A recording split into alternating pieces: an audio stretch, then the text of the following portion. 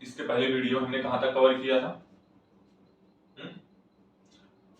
DNA की packing हमारी हो चुकी थी।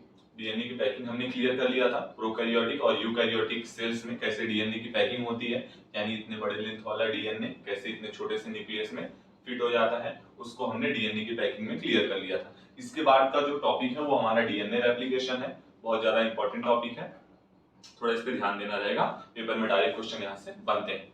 ठीक है, तो डीएनए की रेप्लिकेशन में इसको हम दो मेजर पार्ट में पढ़ने वाले हैं। सबसे पहला पार्ट जो है वो क्या कैरी करेगा, डीएनए से जुड़ी कुछ इंफॉर्मेशन एंड देन डीएनए के फंक्शन को कैरी करेगा। और इसका दूसरा पार्ट जो रहेगा उसमें हम क्या करने वाले हैं, थोड़ा सा इस डायग्राम को समझेंगे, और डायग्राम को समझने के अलावा 7 पार्ट्स में, मतलब बोला जाए पूरे 7 स्टेप्स हैं, और उस 7 स्टेप्स में हम डीएनए के पूरे रेप्लिकेशन को समझेंगे। फाइनली क्या होगा, डीएनए जो रहेगा वो अपने मतलब पेरेंटल डीएनए से एक दो डॉटर डीएनए में कन्वर्ट हो जाएगा। यहाँ पे जिस रेप्लिकेशन मेथड को पहले ऊपर से कुछ बातें जान लेते हैं, ताकि जब एक बार पूरी चीजें देखें तो आपको इजीली क्लियर हो जाएगा।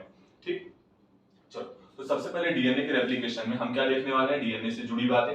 डीएनए से जुड़ी बातों में है क्या कि डीएनए जो है वो कंट्रोल और रेगुलेट करता है।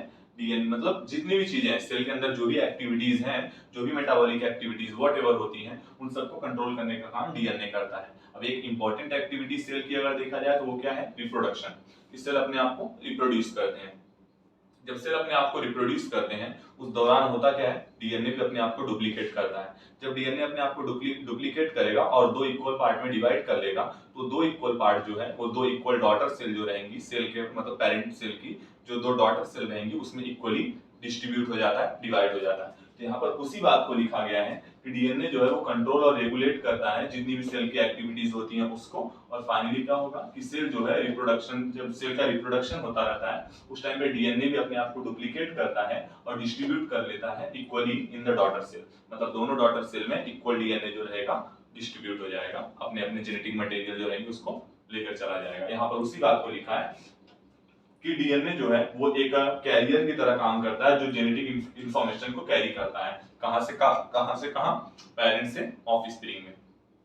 देन क्या है, यहाँ से क्वेश्चन बनने के चांस हैं, थोड़ा ध्यान दीजिए। डीएनए जो होते हैं उसके दो मेजर क्या होते हैं, यहाँ पर इंपॉर्टेंट फंक्शन होते हैं। उस इंपॉर्टेंट फंक्शन को देखा जाए तो पहला जो फंक्शन है वो है हेट्रोकैटालिटिक फंक्शन, और दूसरा जो है वो है ऑटोकैटालिटिक फंक्शन। हेट्रोकैटालिटिक फंक्शन का मतलब क्या है, डीएनए क्या है, एज अ डायरेक्टिंग मॉलिक्यूल काम करता है। डायरेक्टिंग मतलब जो डायरेक्ट करने का काम करता है कि भाई सब चीजें कैसी क्या चल रही हैं।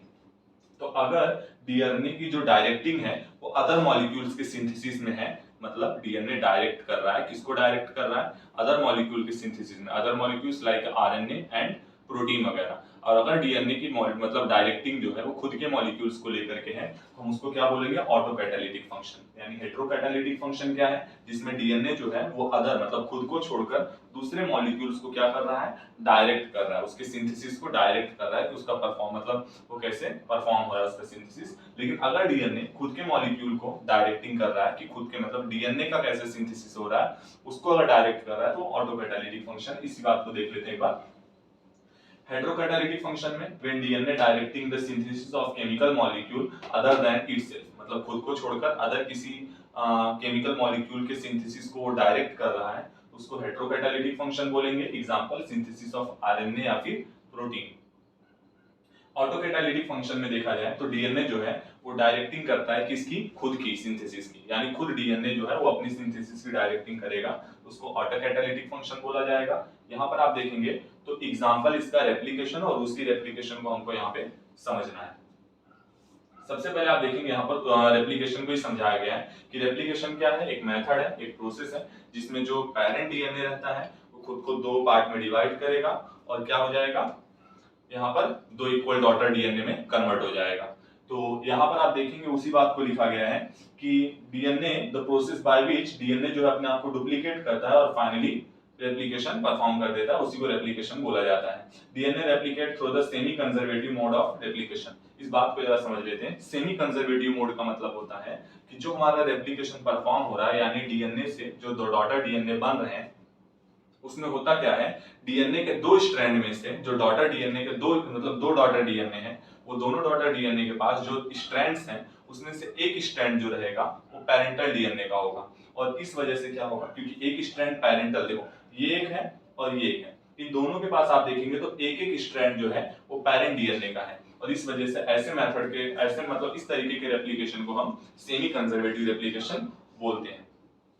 तो थोड़ा आप डायग्राम को देख लेते हैं एंड देन फिर ये चीजों को समझते हैं। डायग्राम में आप इतना समझ लीजिए फिलहाल कि ये पेरेंट डीएनए है। पेरेंट डीएनए के बाद आप देखेंगे तो ओ पॉइंट से यानी ओरिजिन पॉइंट से ये चीज शुरू हुआ है और टर्मिनेटिंग पॉइंट पे ये चीज खत्म हो गया है। मतलब replication starts from origin point ending at a termination point. Origin point को ओ से डिनोट करते हैं और टर्मिनेशन पॉइंट को टी से डिनोट करते हैं। यहाँ पर आप देखेंगे तो जब ये दोनों ही स्ट्रैंड मतलब डीएनए के जो पेरेंटल डीएनए के दोनों स्ट्रैंड जब आपस में हाइड्रोजन बॉन्डिंग को ब्रेक कर देते हैं, हाइड्रोजन बॉन्डिंग को ब्रेक कर देते हैं, तो यहाँ पर होता क्या है कि कुछ वाई शेप स्ट्रक्चर बन जाता है, कुछ वाई शेप स्ट्रक्चर बन जाता है। तो यहाँ पर आप देख रहे हैं ये रेप्लिकेशन फॉर्क इस पॉइंट को बोला गया है। जो वाई शेप दिख रहा है उसको ही रेप्लिकेशन फॉर्क नाम दिया गया। फॉर्क आप लोग वगैरह यूज किए रहेंगे फिजिक्स वगैरह में, तो वो कुछ ऐसा ही स्ट्रक्चर होता है।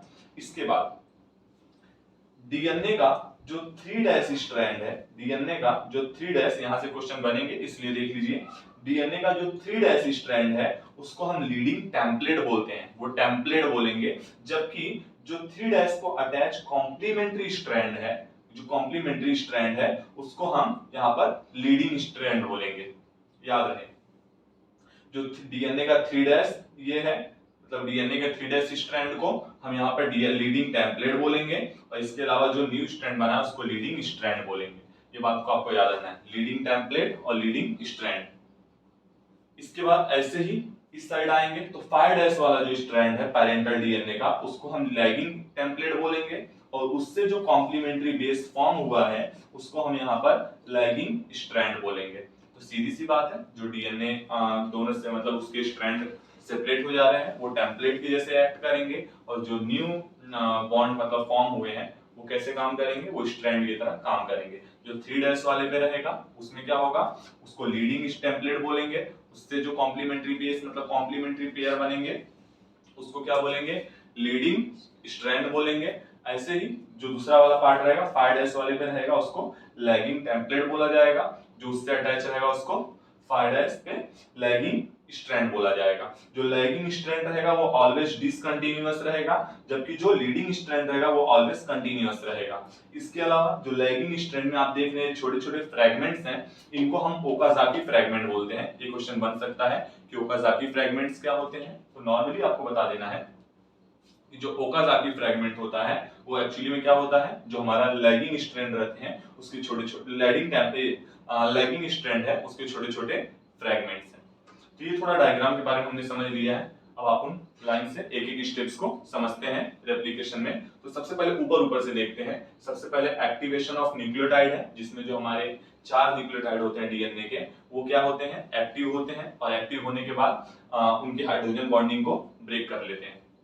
इसमें हेल्प कौन करेगा एक्टिवेशन में, न्यूक्लियोटाइड के एक्टिवेशन में? दो, एक तो आप देखेंगे एटीपी और दूसरा आप देखेंगे एक एंजाइम है जिसका नाम है फॉस्फोरिलेज, वो हेल्प करता है। देन नेक्स्ट स्टेप पे आएंगे तो नेक्स्ट स्टेप यहाँ पर क्या है, पूरा यहाँ पर पॉइंट ऑफ ओरिजिन या फिर इनिशिएशन पॉइंट। मैंने आपको बताया कि जहां से रेप्लिकेशन शुरू हुआ है डीएनए में उसको ओरिजिन पॉइंट बोलते हैं, और जहां पे रेप्लिकेशन खत्म होगा जिस पॉइंट पे उसको टर्मिनेशन पॉइंट बोलते हैं। इसके बाद आगे बढ़ेंगे तो थर्ड पॉइंट जो है, इस सबको भी डिटेल में देखने वाले, बस एक बार ऊपर से देख ले रहे हैं। थर्ड पॉइंट अगर हम देखेंगे तो unwinding of a DNA molecule, यानी हमारा जो डीएनए मॉलिक्यूल है, क्योंकि उसकी हाइड्रोजन बॉन्डिंग क्या हो चुकी है, वीक हो चुकी है, तो फाइनली अब वो क्या होगा, अब उसकी अनवाइंडिंग होगी, यानी वो सेपरेट हो जाएगा इजिली। फोर्थ पॉइंट है रेप्लिकेशन फॉर्क। रेप्लिकेशन फॉर्क मतलब जब ये एक दूसरे से क्या हो जाएंगे, सेपरेट हो जाएंगे, तो इजिली क्या हो जाएंगे, एक रेप्लिकेशन फॉर्क यानी वाई स्ट्रक्चर दिखाई देने लगेगा, वाई शेप, उसी को रेप्लिकेशन फॉर्क बोला गया है। फिफ्थ में देखेंगे तो सिंथेसिस ऑफ न्यू स्ट्रैंड। जब यहाँ पर क्या होगा, दोनों सेपरेट हो जाएंगे तो जो न्यू स्ट्रैंड है वो फॉर्म होगा, और दोनों में आप देखेंगे 5' पे जो फॉर्म हो रहा है, देखेंगे एक बार, सबसे पहले जो 3' स्ट्रक्चर मतलब 3' टेम्पलेट पे फॉर्म होगा उसको हम क्या बोलेंगे, लीडिंग स्ट्रैंड, जो कि कंटीन्यूअस होगा। जबकि जो दूसरा वाला रहेगा वो क्या होगा, जो कि लैगिंग टेम्पलेट पे फॉर्म हो रहा है, यानी 5' वाले स्ट्रैंड पे फॉर्म हो रहा है, उसको हम देखेंगे लैगिंग स्ट्रैंड, ये वो हमेशा डिसकंटीन्यूअस रहेगा। इसके बाद यहाँ पर सिंथेसिस ऑफ न्यू स्ट्रैंड में वही बातों को लिखा गया है। देन 6th नंबर पे आएंगे तो लीडिंग एंड लैगिंग स्ट्रैंड। तो लीडिंग स्ट्रैंड क्या होता है, मैंने बताया कि लीडिंग स्ट्रैंड हमेशा किस पे बनेगा, हमेशा 3 डैश वाले टेम्पलेट पे बनेगा, और लैगिंग स्ट्रैंड हमेशा किस पे बनेगा, तो लैगिंग स्ट्रैंड हमेशा 5 डैश वाले स्ट्रैंड पे, मतलब 5 डैश वाले टेम्पलेट पे बनेगा। लास्ट पॉइंट बोला है फॉर्मेशन ऑफ डॉटर डीएनए, मतलब जो हमारा डॉटर डीएनए रहेगा फाइनली वो क्या हो जाएगा, फॉर्म हो जाएगा, मेन मतलब पेरेंटल डीएनए से डिटैच हो जाएगा और अलग हो जाएगा। ठीक, तो इस तरीके से हमने 7 स्टेप्स देखे और अब लाइन से एक एक स्टेप्स को समझते हैं। ठीक है, तो रेप्लिकेशन जो है, रेप्लिकेशन ऑफ सेमी कंजर्वेटिव, मतलब सेमी कंजर्वेटिव रेप्लिकेशन है, वो अपने अंदर 7 स्टेप्स को कैरी कर रहा है। सबसे पहला स्टेप जो है उसका नाम है एक्टिवेशन ऑफ न्यूक्लियोटाइड। उसमें आप देखेंगे तो एक्टिवेशन ऑफ न्यूक्लियोटाइड में मेनली क्या होता है, मेनली आप देखेंगे कि सबसे पहले क्या होगा, जो हमारा एडेनिन, गुआनिन, साइटोसिन और थाइमिन, ये सब न्यूक्लियोटाइड्स रहेंगे, ये अपने आप को एक्टिव करेंगे। किसके हेल्प से एक्टिव करेंगे, इसमें एक तो एटीपी हेल्प करता है, दूसरा आप देखेंगे फॉस्फोरिलेज नाम का एंजाइम हेल्प करता है, और इन दोनों के हेल्प करने से जो हमारा डीएनए रहेगा, यहाँ पर आप देखेंगे जो डी है उसका मतलब डीऑक्सीराइबो है, और जो एमपी है उसका मतलब यहाँ पर मोनोफॉस्फेट है। तो यहाँ पर सब में आप देखेंगे डी और एमपी है, डी और एमपी, डी और एमपी है।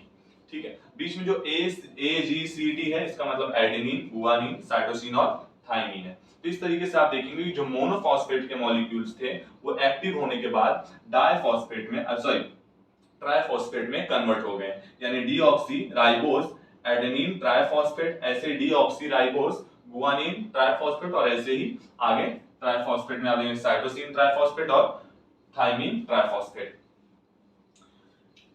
इस प्रोसेस को फॉस्फोरिलेशन नाम से जाना जाता है। यहां से क्वेश्चन बन सकते हैं आपसे कि फॉस्फोरिलेशन क्या होता है, तो आपको मेनली बता देना है कि ये एक तरीके का क्या है, न्यूक्लियोटाइड का एक्टिवेशन है, जिसमें जो न्यूक्लियोटाइड रहते हैं वो मोनोफॉस्फेट से ट्राइफॉस्फेट में कन्वर्ट हो जाते हैं और अपने आप को एक्टिव कर लेते हैं, अपने हाइड्रोजन बॉन्डिंग को वीक कर लेते हैं। इसी प्रोसेस को यहाँ पर फॉस्फोरिलेशन बोला जाता है, केवल फॉस्फोरिलेशन, फोटोफॉस्फोरिलेशन नहीं।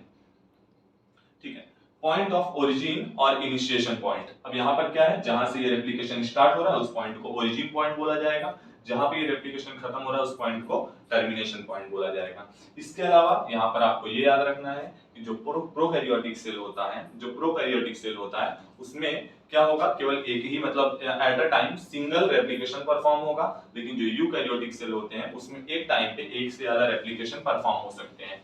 जिस डीएनए के सेगमेंट पे रेप्लिकेशन होता रहता है उसको हम रेप्लिकॉन बोलते हैं। इस तरीके से अगर हम देखेंगे तो जो हमारा प्रोकैरियोटिक है उसमें केवल एक ही रेप्लिकॉन होगा, क्योंकि eight a time single replication perform हो रहा है। लेकिन जो यूकैरियोटिक डीएनए है उसमें सेवरल रेप्लिकेशन हो सकते हैं। क्यों ऐसा हो सकता है, क्योंकि उसमें देखेंगे हम कि एक टाइम पे बहुत सारे मतलब रेप्लिकेशंस परफॉर्म हो सकते हैं। उसी बात को लिखा गया है कि जहां पे ये मतलब रेप्लिकेशन स्टार्ट होगा उसको ओ मतलब ओ ओरिजिन पॉइंट बोला गया है, और जहां पे खत्म होगा उसको टी यानी टर्मिनेशन पॉइंट बोला गया है। जहां ये रेप्लिकेशन जिस डीएनए में हो रहा है उसको आप रेप्लिकॉन बोलेंगे। इसके बाद क्या है, प्रोकैरियोटिक में वन रेप्लिकॉन होगा, यानी एक ही replication at a time perform होगा, जबकि यूकैरियोटिक में सेवरल रेप्लिकॉन्स हो सकते हैं, यानी एक टाइम पे एक से ज्यादा रेप्लिकेशन परफॉर्म हो सकते हैं।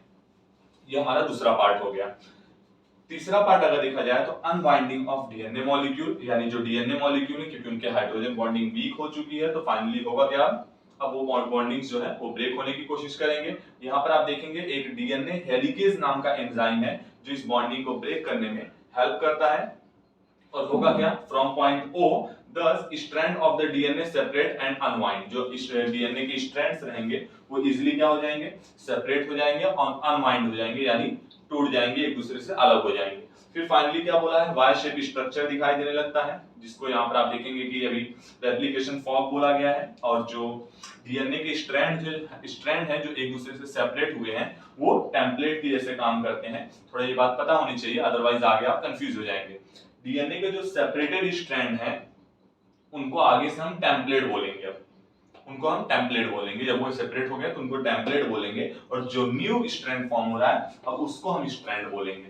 ये बात आपको पता रहना चाहिए। जो 3 डैश वाले पे रहेगा उसे, जो 3 डैश डीएनए के मतलब जो 3 डैश टेम्पलेट है, जो 3 डैश टेम्पलेट है उसे लीडिंग टेम्पलेट, और जो 5 डैश टेम्पलेट है उसे लैगिंग टेम्पलेट बोला जाएगा।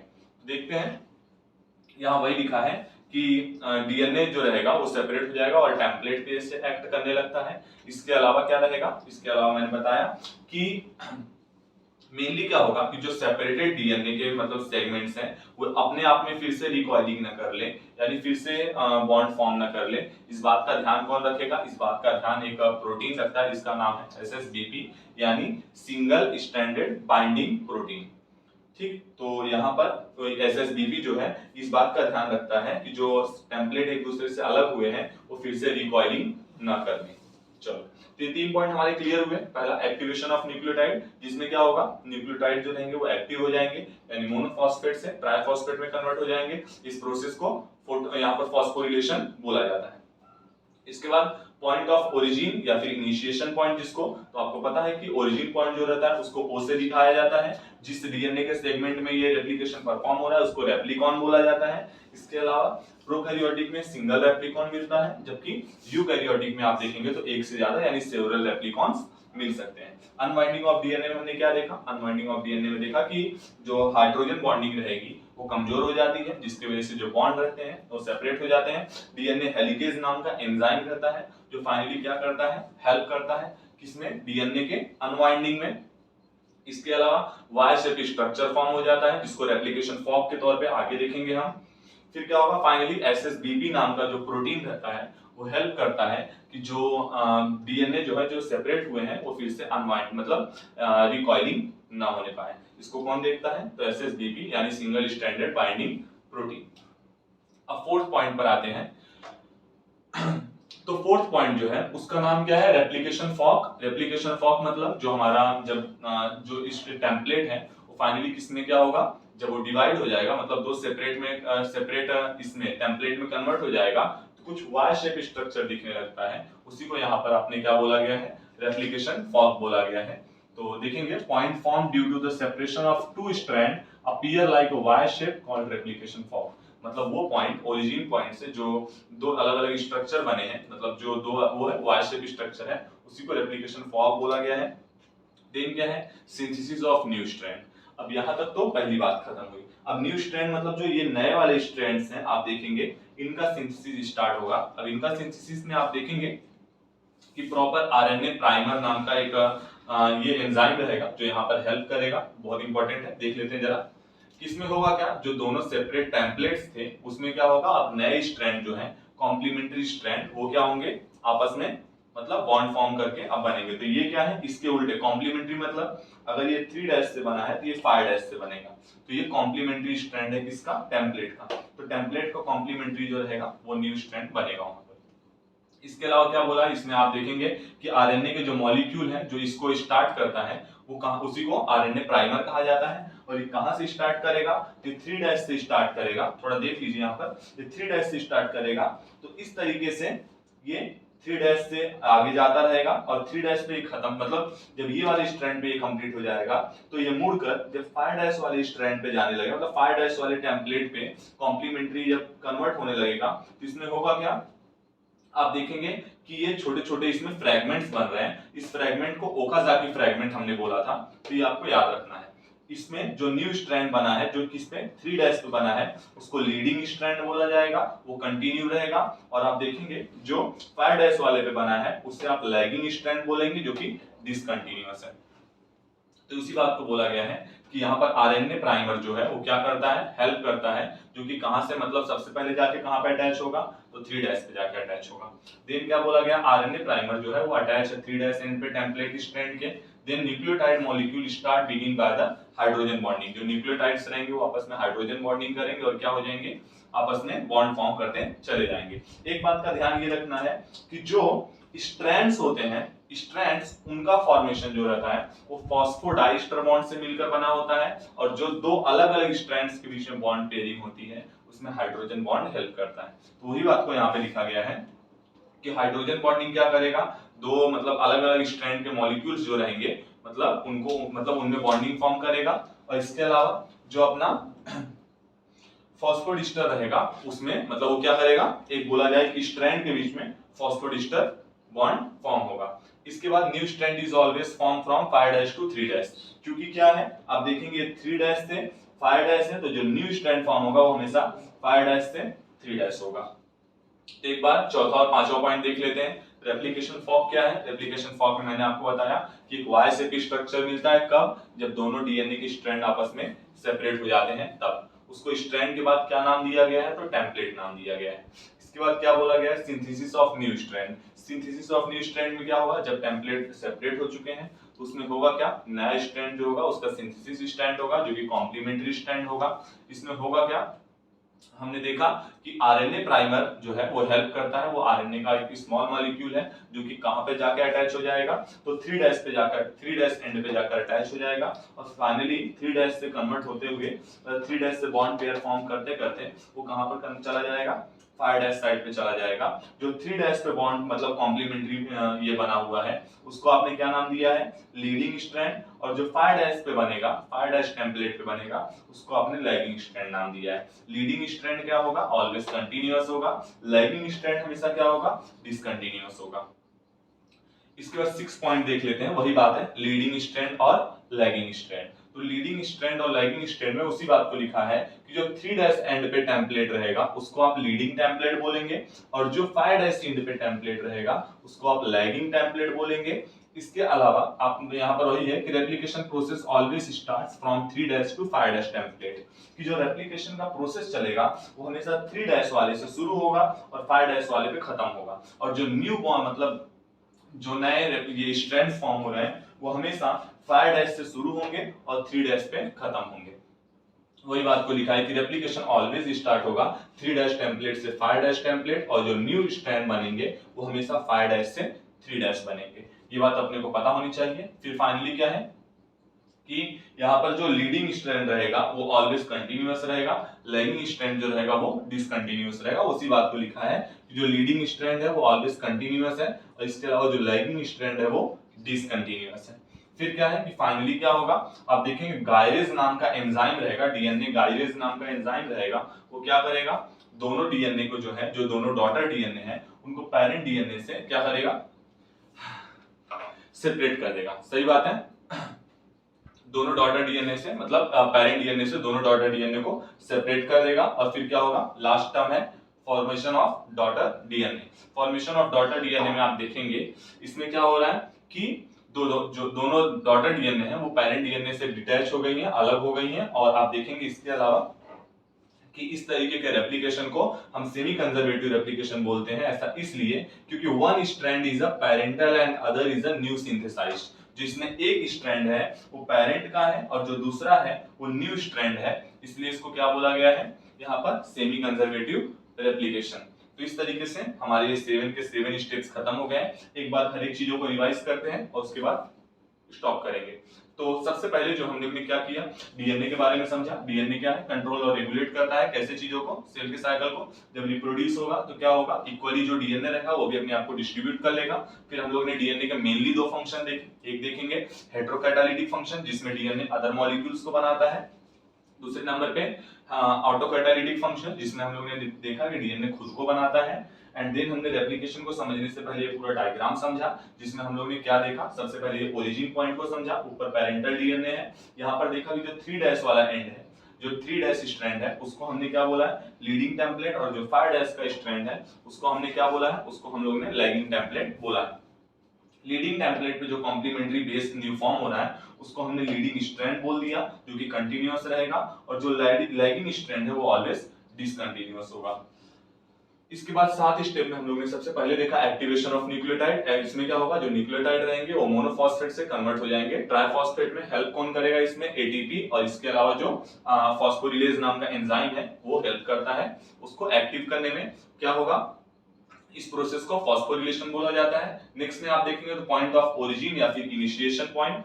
इसमें क्या होगा? जहां से वो स्टार्ट हो रहा है उसको ओरिजिन पॉइंट, जहां वो खत्म हो रहा है उसको रेप्लिकेशन खत्म हो रहा है उसे टर्मिनेशन पॉइंट। इसमें क्या होगा? प्रोकैरियोटिक में सिंगल रेप्लिकॉन पाया जाता है जबकि यूकैरियोटिक में सेवरल रेप्लिकॉन्स पाए जाते हैं। अनवाइंडिंग ऑफ डीएनए मॉलिक्यूल्स में अगर हम देखेंगे जो हमारा डीएनए का मॉलिक्यूल रहेगा वो क्या होता है? अपने आप को जब दोनों मॉलिक्यूल मतलब बीच के हाइड्रोजन बॉन्डिंग को तोड़ देता है तो फाइनली किसमें कन्वर्ट हो जाएगा? आप देखेंगे कि अनवाइंडिंग उसका हो जाएगा, मतलब अलग हो जाएगा, सेपरेट हो जाएगा, वाई शेप स्ट्रक्चर दिखाई देने लगेगा। इसमें हेल्प जो करता है वो डीएनए, आप देखेंगे हेलिकेज नाम का एंजाइम है जो कि इसमें हेल्प करेगा, वाई शेप स्ट्रक्चर दिखाई देने लगेगा।